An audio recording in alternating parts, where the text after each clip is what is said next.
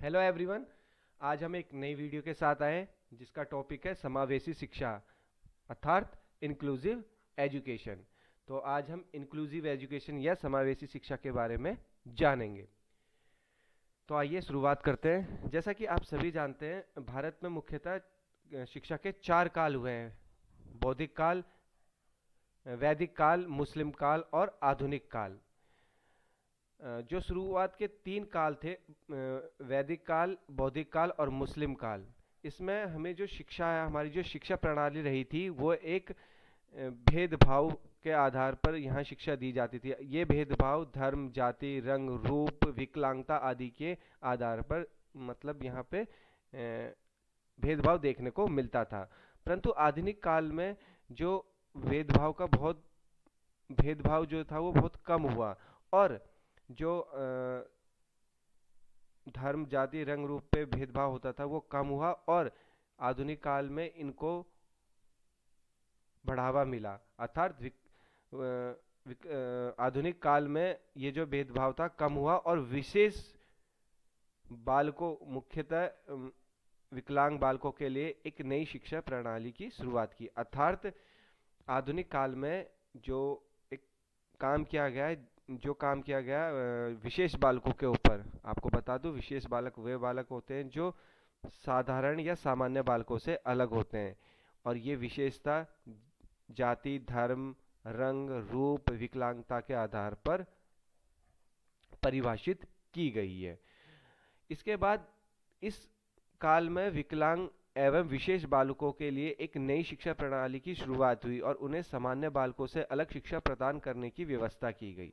परंतु यह व्यवस्था वह प्रणाली शिक्षा जगत के महारथियों को नहीं भाई। इसीलिए उन्होंने एक ऐसी शिक्षा प्रणाली की खोज की जिसके अंतर्गत सामान्य एवं विशेष बालकों या विकलांग बालकों को एक ही साथ शिक्षा ग्रहण कर सके, और इसे ही समावेशी शिक्षा कहते हैं। आपको मैं और डिटेल में बताता हूँ। जो हमारा बौद्धिक काल था, वैदिक काल था और मुस्लिम काल था, उसमें विशेष रूप से रंग, रूप, जाति भेदभाव के आधार पर शिक्षा प्रदान की जाती थी। परंतु आधुनिक काल में जो हमारी जातियां थी, हमारे रंग रूप के आधार पर जिन्हें शिक्षा सही से नहीं मिल रही थी, उनके लिए शिक्षा का प्रबंधन किया गया। परंतु उसी दौरान हमारे देश और विदेश में ऐसे कई शिक्षा जगत के महारथी हुए जिन्हें ये प्रणाली पसंद नहीं आई। इसीलिए उन्होंने एक नई शिक्षा प्रणाली की शुरुआत की जिसे समावेशी शिक्षा कहा गया, जिसके अंतर्गत हर बालक को, चाहे वो किसी भी जाति का हो, चाहे वो किसी भी धर्म का हो, वो विकलांग रूप से सक्षम ना हो, तब भी उनको सभी को एक साथ शिक्षा दी जाती थी, और इसी को समावेशी शिक्षा कहा गया है। अंततः हम ये कह सकते हैं कि समावेशी शिक्षा में हर प्रकार के बालक आते हैं, चाहे वो विकलांग हो, चाहे मानसिक रूप से विकलांग हो, बौद्धिक रूप से विकलांग हो, या किसी भी तरीके से वो विकलांग हो, या रंग, रूप, जाति, धर्म के आधार पर उनसे भेदभाव होता हो, ठीक है, तब भी उनको समावेशी शिक्षा में जोड़ा गया।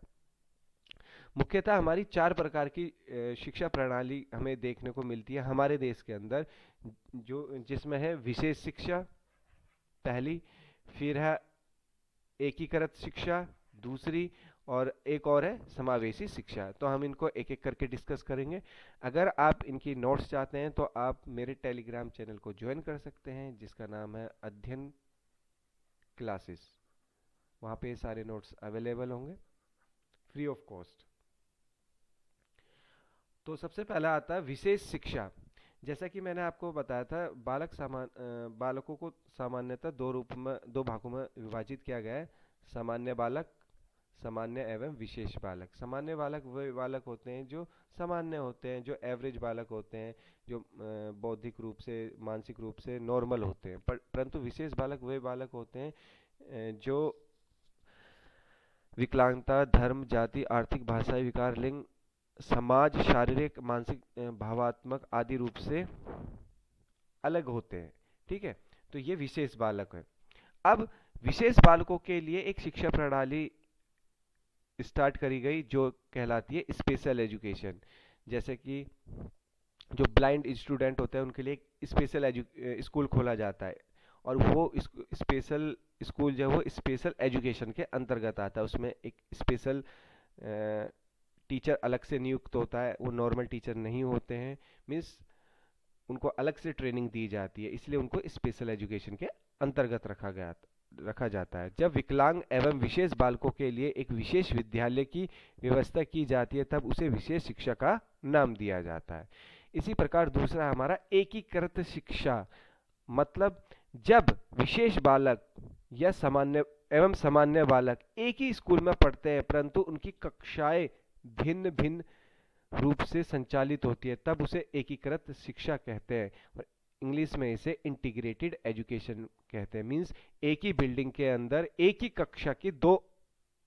कक्षा को दो अलग अलग रूप से संचालित करना, उसे हम कहते हैं इंटीग्रेटेड एजुकेशन। एक कक्षा में सामान्य बालक होंगे और दूसरी कक्षा में विशेष बालक होंगे। ये विशेष बालक विकलांगता के आधार पर विभाजित किए जा सकते हैं या और भी कोई अन्य पक्ष हो सकते हैं, परंतु ऐसी शिक्षा जिसमें विशेष बालक एवं सामान्य बालक अर्थात विशेष शिक्षा और एकीकृत शिक्षा एक ही कक्षा में चलाई जाती है तब उसको कहते हैं समावेशी शिक्षा, जो आजकल हमें सामान्यतः देखने को मिलती है। जब विशेष एवं सामान्य बालकों के लिए एक ही स्कूल में एक ही कक्षा में शिक्षा की व्यवस्था की जाती है तो उसे समावेशी शिक्षा कहा जाता है। इसके बाद आता है विशिष्ट बालक एवं विशेष बालक या पिछड़े बालक की एक छोटी सी परिभाषा जो मैंने आपको पहले ही बता दी, जिसमें है विशेष बालक वे बालक होते हैं जो सामान्य नहीं होते हैं। विशेष बालक के कई पक्ष या तत्व हो सकते हैं जो निम्न है। विकलांगता के आधार पर वो विशेष हो सकते हैं। धर्म, जाति, आर्थिक, भाषाई विकार, लिंग, समाज, शारीरिक, मानसिक, भावात्मक किसी भी रूप में वो विशेष हो सकते हैं। जो बालक उपरोक्त कारणों से अपने दैनिक जीवन एवं कार्यों में विचलित एवं सामान्य नहीं रहते हैं उन्हें विशेष बालक या पिछड़े बालकों का दर्जा दिया जाता है। तो ये थी विशेष बालकों की एक छोटी सी परिभाषा। अब समावेशी शिक्षा को एक विस्तार रूप से थोड़ा सा ज्यादा विस्तार नहीं किया गया है, क्योंकि समावेशी शिक्षा जैसे ऊपर बताया मैंने, समावेशी शिक्षा में सामान्य एवं विशेष बालक दोनों ही की शिक्षा आती है, तो इससे काफी हम अनुमान लगा सकते हैं कि समावेशी शिक्षा क्या है। समावेशी शिक्षा एक ऐसी शिक्षा प्रणाली है जिसमें विशेष बालकों जैसे विकलांग बालक आदि को सामान्य बालकों के साथ एक ही छत के नीचे शिक्षा प्रदान की जाती है, ताकि किसी प्रकार के बालक में किसी प्रकार के बालक के लिए कोई हीन भावना न हो, साथ ही साथ एक उत्कृष्ट समाज का भी विकास भली भांति हो सके। तो हम यहाँ पे ये कह सकते हैं कि समावेशी शिक्षा का जो मुख्य कारण है या जो मुख्य उद्देश्य है वो यही है कि इसके द्वारा हम एक उत्कृष्ट समाज का विकास कर सकें, ताकि सारे बच्चे एक साथ पढ़ें और वह एक दूसरे की इमोशंस, उनके शारीरिक विकास, मानसिक विकास को एक दूसरे के साथ रहकर सीख सके या जान सके। इसके बाद आता है हमारा अगला टॉपिक, और वो है समावेशी शिक्षा के उद्देश्य। समावेशी शिक्षा के जो मुख्य उद्देश्य हैं वो कुछ इस प्रकार है। बच्चे को शिक्षा की मुख्य धारा से अलग किए बिना उसकी आंतरिक क्षमताओं को उभार अपनी शक्ति का अधिकतम उपयोग करने की योग्यता विकसित करना। जो समावेशी शिक्षा है उसकी जो मुख्य उद्देश्य है वो यही है कि जो हमारे जो विशेष बालक हैं उनको हीन भावना से ना देखा जाए और उनको एक नॉर्मल फीलिंग देने के लिए उनको मुख्य धारा से अलग किए बिना उनको सामान्य बालकों के साथ शिक्षा देकर उन्हें योग्य बनाया जाए। इसके बाद बालकों के विकास के लिए सहायक वातावरण उपलब्ध कराना। अगला पॉइंट है बालक में दैनिक जीवन की मूलभूत आवश्यकताओं के अनुरूप कौशल का विकास करना। सामान्यतः हमने देखा है कि जो विशेष बालक होते हैं वो अपनी दैनिक कार्य भी सही से नहीं कर सकते हैं, परंतु समावेशी शिक्षा के द्वारा हम ये कोशिश कर सकते हैं कि वो अपनी दैनिक जीवन की मूलभूत आवश्यकताओं को पूर्ण रूप से विकास कर सकें। बालकों में समाज के प्रति सकारात्मक दृष्टिकोण। अगर एक विशेष बालक है जो या तो आर्थिक रूप से पिछड़ा है या विकलांग है, अगर मुख्यतः जो विकलांग है, अगर उसको एक विशेष स्कूल में रखा जाएगा, वो उसके साथ उसके ही जैसे सारे बालक रहेंगे, तो उनमें हमेशा जब वो समाज के सामने आएंगे या और लोगों के सामने जाएंगे तो उनके अंदर एक हीन भावना पैदा हो सकती है। तो इसी हीन भावनाओं को हटाने के लिए, खत्म करने के लिए, उनके अंदर एक सकारात्मक दृष्टिकोण पैदा करने के लिए समावेशी शिक्षा की हमें जरूरत पड़ी। बालकों में समाज का बालकों के प्रति संवेदनशीलता का विकास, यह हमारा अगला पॉइंट है। अगला है सीखने की प्रवृत्ति का विकास, ताकि समावेशी शिक्षा का एक मुख्य उद्देश्य यह भी है कि बालक सीखने की प्रवृत्ति का विकास कर सके, बालकों में नव जीवन का संचार हो सके।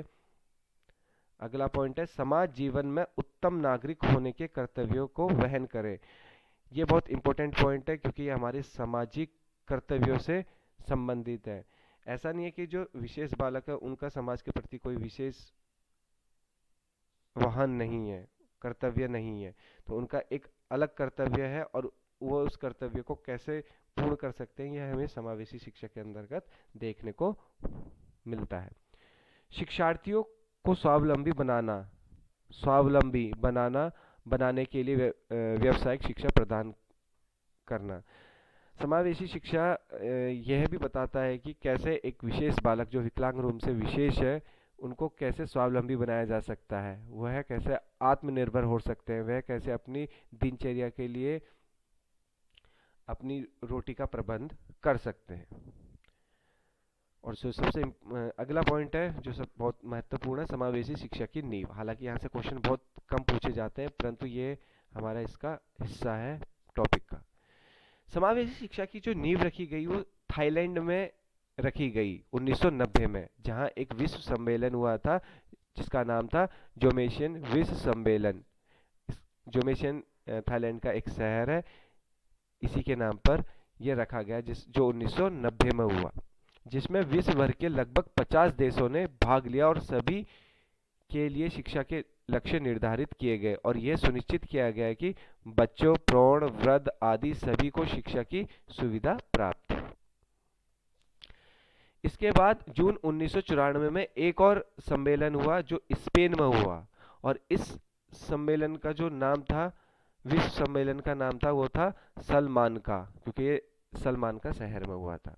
इस सम्मेलन में भारत ने भी हिस्सा लिया और भारत सहित 92 देशों ने इसमें हिस्सा लिया और 25 अंतर्राष्ट्रीय संगठनों ने जैसे यूनेस्को, यूनिसेफ आदि ने इसमें हिस्सा लिया।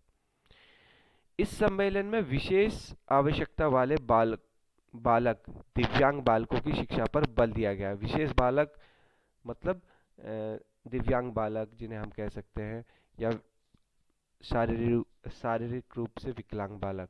इस सम्मेलन का विषय था विशेष आवश्यकता वाले विशेष शैक्षिक बालकों, आवश्यकता वाले विशेष बालकों के लिए विश्व सम्मेलन तुल्यता व समता। मीन्स पूरे विश्व में जो एजुकेशन वो क्या हो, तुल्यता व समता, मीन्स समान शिक्षा हो, चाहे विकलांग बालक हो, विशेष बालक हो या सामान्य बालक हो।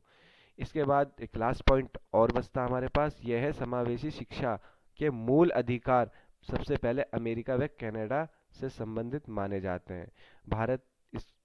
भारत शिक्षा को मूल अधिकार मानने वाला 136वां देश था। इसे हमने अपनी लास्ट वीडियो में पढ़ा था, जो था राइट टू एजुकेशन, शिक्षा का मूल अधिकार। तो ये थी आज की वीडियो। अगर वीडियो पसंद आई हो प्लीज़ लाइक, शेयर, और वीडियो पहली बार देख रहे हैं, चैनल पे नए हैं तो प्लीज़ सब्सक्राइब करिएगा।